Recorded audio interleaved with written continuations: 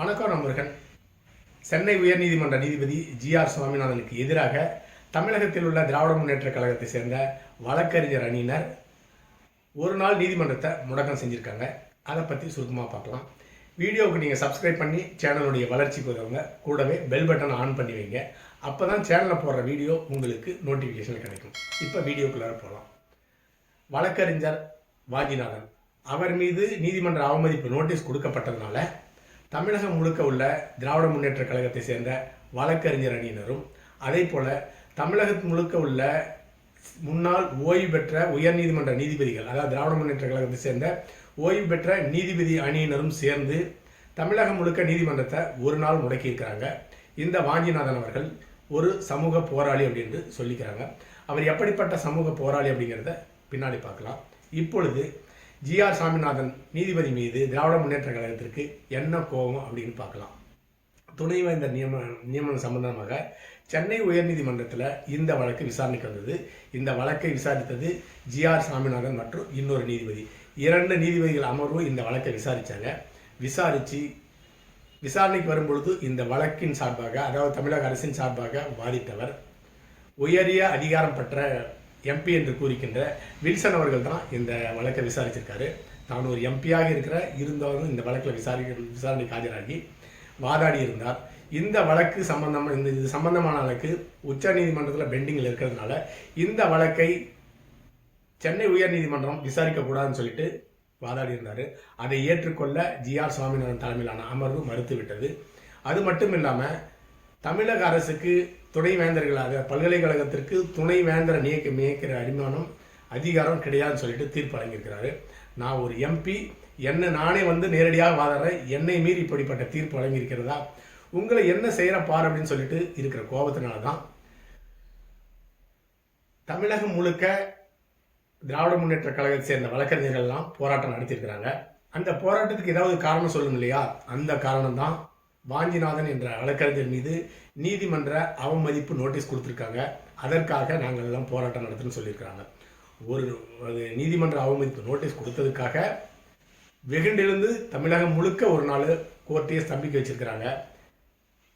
அப்படி என்றால் அவங்க என்ன சொல்றன்னு நினைக்கிறாங்கன்னு கேட்டிங்கன்னா, நாங்கள் நினைத்தால் எதை வேணாலும் சாதிக்க முடியும் அப்படின்னு சொல்லி அவங்க நினைக்கிறாங்க. அதனுடைய நிலைப்பாடினுடைய ஒரு வெளிப்பாடு தான் இந்த போராட்டம் என்று எடுத்துக்கொள்ள வேண்டும். அடுத்ததாக சென்னை வழக்கறிஞர் வாஞ்சிநாதன் அவர்கள் ஜி.ஆர். சாமிநாதன் வழக்கு நீதிபதி மீது உச்ச நீதிமன்ற தலைமை நீதிபதிக்கு, அதாவது ஒருதலைபட்சமாக, அதாவது பிராமணர் ஆதரவு சம்பந்தமான தீர்ப்பு தான் வழங்குறாரு அப்படின்னு சொல்லிட்டு உச்ச நீதிமன்ற தலைமை நீதிபதிக்கு வாஞ்சிநாதன் அவர்கள் ஒரு கடிதம் வாட்ஸ்அப் புகார் கொடுத்திருந்தாரு.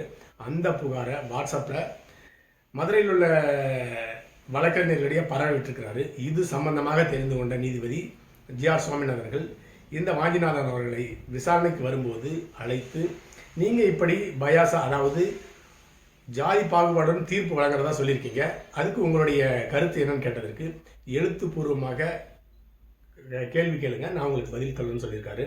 அதற்கு நீதிபதி அவர்களும் எழுத்துப்பூர்வமாக விளக்கம் கொடுத்திருக்கிறார், கேள்வி கேட்டிருக்கிறார். அதன் அடிப்படையில் அவர் அப்படி கொடுக்கும் பொழுது அவர் எந்த விதமான பதிலும் அளிக்காதன் காரணமாக நீங்கள் ஒரு கோழை என்று குறிப்பிட்டிருக்கிறார். அப்படி ஒரு நீதிபதி சொல்லாமன்னு கேட்டிங்கன்னா சொல்லக்கூடாது. இருந்தாலும் ஒரு ஜாதியை வச்சு இப்படி பாகுபாடு நடத்துகிறாங்க அப்படின்னு சொல்றதுனால கோபத்தில் அப்படி சொல்லியிருக்கிறாரு. தான் அப்படி தவறாக கூறிவிட்டோமோ அப்படிங்கிற ஒரு மன வருத்தத்தில் இருந்தனால அடுத்த ஒரு ஹியரிங்க்கு வரும் பொழுது அதே வாஞ்சிநாதன் அவர்களிடம் ஒரு வீடியோ ப்ளே பண்ணி, நீங்கள் என்னை வெளியே, நீதிமன்றத்திற்கு வெளியே ஜாதியுடன் செயல்படுவதாக, ஜாதி பாகுபாடுடன் செயல்படுவதாக நீங்கள் பேசியிருக்கீங்க, இதற்கு உங்களுடைய விளக்கம் என்னன்னு கேட்டதுக்கு மறுபடியும் எழுத்துப்பூர்வமாக கேள்வி கொடுங்க, நான் பதில் சொல்லணும்னு சொல்லியிருக்கிறாரு. அப்பொழுது நீதிபதி அவர்கள் சொல்லியிருக்கிறாரு, நான் தவறான கண்ணோட்டத்துடன் உங்களை ஒரு கோழை என்று நினைத்து கொண்டேன். உண்மையிலேயே உங்களை கோழை என்று நினைத்தது மிக சரியான ஒரு வெளிப்பாடு அப்படிதான் சொல்லிட்டு பெருமிதத்துடன் அந்த நீங்கள் கோழை என்று குறிப்பிட்டிருக்கின்றார். சரி, அடுத்ததாக இந்த வாஞ்சிநாதன் ஒரு சமூக போராளி என்று சொல்லிக்கின்றார். எந்த சமூகத்தினுடைய போராளி? அவர் குறிப்பிட்ட சமூகம் திராவிட முன்னேற்ற கழகத்தை தான் சமூக போராளி என்று குறிப்பிடுகின்றார். அவர் போராடுவது எல்லாமே திராவிட முன்னேற்ற கழகத்துக்காக தான். தூத்துக்குடி துப்பாக்கி சூட்டு சம்பவத்தில் நெஞ்சை நிமிர்த்தி கொண்டு முன்கள பணியாளராக பணியாற்றினார் அப்படின்னு சொல்லியிருக்காங்க. அப்படிப்பட்ட போராளின்னு சொல்லியிருக்காங்க. தூத்துக்குடியில் என்ன சம்பவம் நடந்தது? அண்ணா திராவிட முன்னேற்ற கழகத்தினுடைய ஆட்சிக்கு எதிராக மிகப்பெரிய ஒரு கலவரத்தை உண்டு பண்ணி அதன் மூலமாக ஆட்சிக்கு வந்தது தான் திராவிட முன்னேற்ற கழகம். அந்த போராட்டத்தில் வழக்கறிஞர்கள், சமூக போராளிகள், நீதி நிலைநாட்டம்னு சொல்லிட்டு கிளம்பினவங்க, எதிர்கட்சி சேர்ந்த இவங்க எல்லாமே மக்களை ஒரு பகடைக்காயாக பயன்படுத்தி முன்னால் நிறுத்தி போராட்டம் நடத்தி கலவரத்தை உண்டு பண்ணும். அதுதான் அவங்களுடைய குறிக்கோளாக இருந்தது. அப்படி கலவரத்தை உண்டு பண்ணி அதில் குளிர்காய நினைச்சாங்க எதிர்கட்சி சேர்ந்த இப்படிப்பட்டவர்கள் எல்லாமே. அதில் துப்பாக்கி சூடு நடத்தப்பட்டது. 11 பேர் நடந்தாங்க. அந்த போராட்டத்தில் இந்த சமூக நீதி போராளிகள், இந்த வழக்கறிஞர்கள், எதிர்கட்சி சேர்ந்த யாராவது ஒருத்தர் செத்துருக்காரன்னா யாருமே கிடையாது.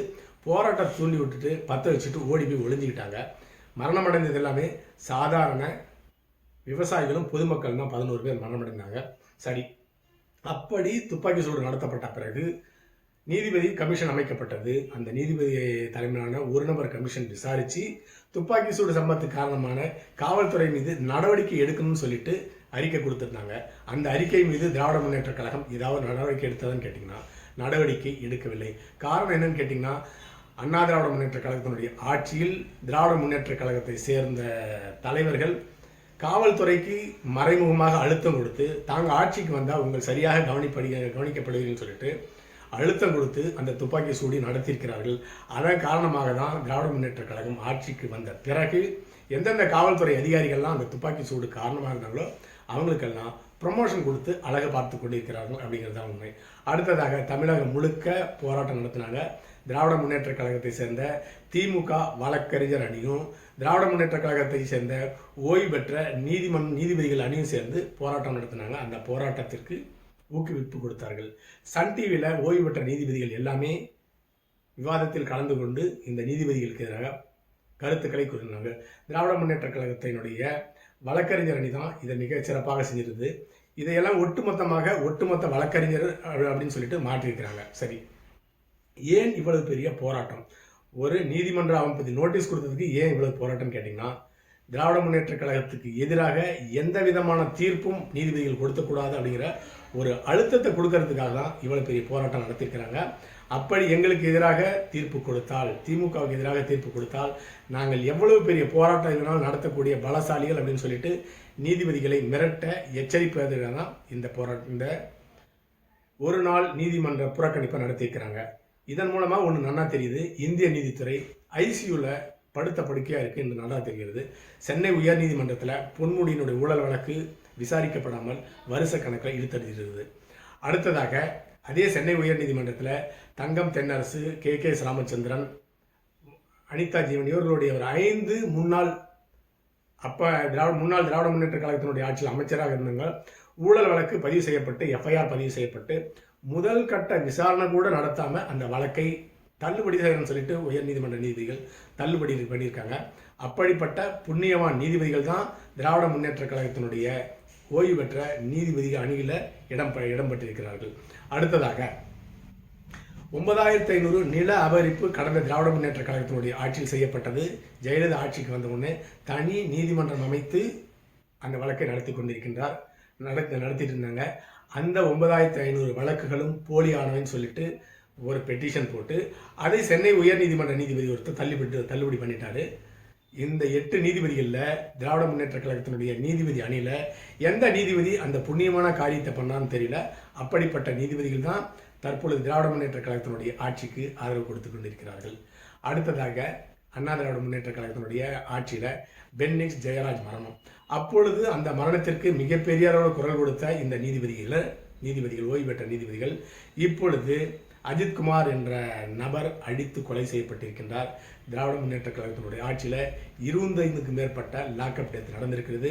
64 பேர் கள்ளசாராயம் குடிச்சு மரணம் அடைஞ்சிட்டாங்க. இதுக்கெல்லாம் குரல் கொடுக்காத ஓய்வு பெற்ற நீதிபதிகள் இப்பொழுது இந்த ஒரு நீதிமன்ற அவமதிப்பு நோட்டீஸுக்கே போர்க்கொடி தூக்குறாங்கன்னா இவங்க எப்படிப்பட்ட திராவிட முன்னேற்ற கழகத்தினுடைய மாவட்ட செயலாளராக செயல்படுறாங்கன்னு நீங்கள் நன்றாக தெரிந்து கொண்டிருப்பீர்கள்.